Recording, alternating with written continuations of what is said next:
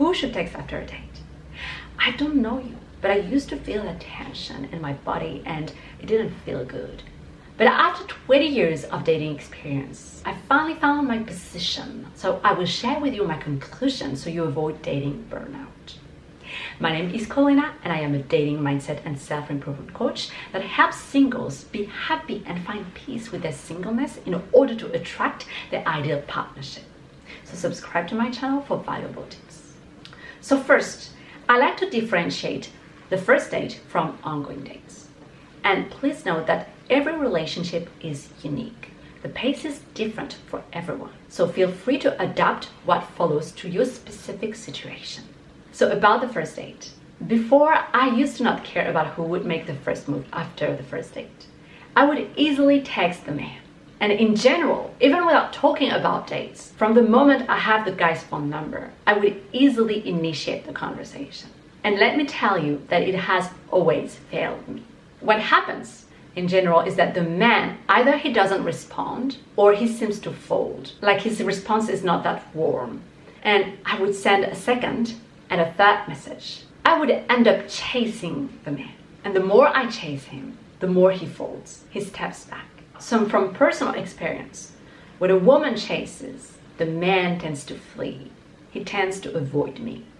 And strong from that personal experience, when you know that the same causes cause the same effects, if you are dissatisfied with the effects, maybe you should change the cause. You should change yourself. And this is what I did. I decided to switch the gears and so to let the man come to me after the first date. And let me tell you that it has been way more successful because I discovered that when I wait enough, I am patient enough, the man can text me first. He can make that first step, which results in a follow-up date. But most importantly, the biggest win that I've earned from that new approach is increased confidence. Because I trust the process that the man will come back to me, and I trust myself enough because I know that I have made such a good first impression on that first date that naturally he will come back to me. Okay, so I feel better when I let the man come to me. And so the difference between before and then is confidence. Not that before I used to be insecure and desperate about being with a man, but I can see that I was excited as a flea, very eager to see him again and actually to inquire about his validation because I was very uncomfortable with the silence, which taught me that maybe he was not that much into me. Whereas now I feel way calmer and more grounded. I trust myself enough. And so the conclusion that I drew, first, we can talk about gender equality, and I have tried it, okay? I've tried to make the first move, approach the man, initiate the conversation, send the text message. But the reality is that men are still wired to traditional dating roles. They still expect to initiate, pursue the woman, and lead her. This is what it is, you know? So instead of fighting it, why not leaning into it? Respecting our own nature, respecting ourselves actually. And the second truth that I got is that as much as women and men are different, like we are different physiologically, biologically, emotionally, our brains function different, it would make sense that we date different and that confidence would look different in a man and a woman. And so I found out that man's confidence looks like chasing, making the first move, when woman's confidence is about resting in her value.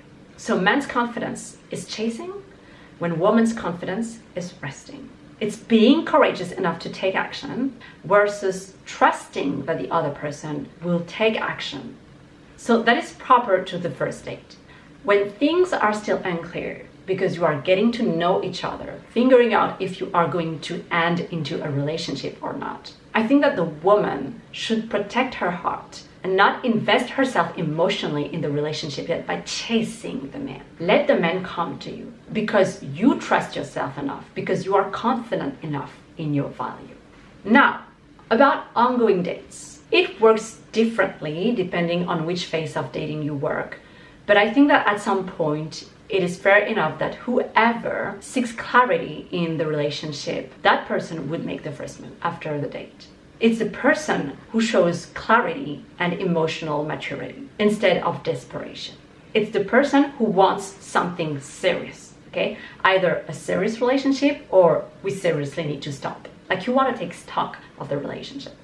And this is what I did with my last date that ended up earlier this year. I wanted to know where we were at, and especially because there was such a shift in his attitude.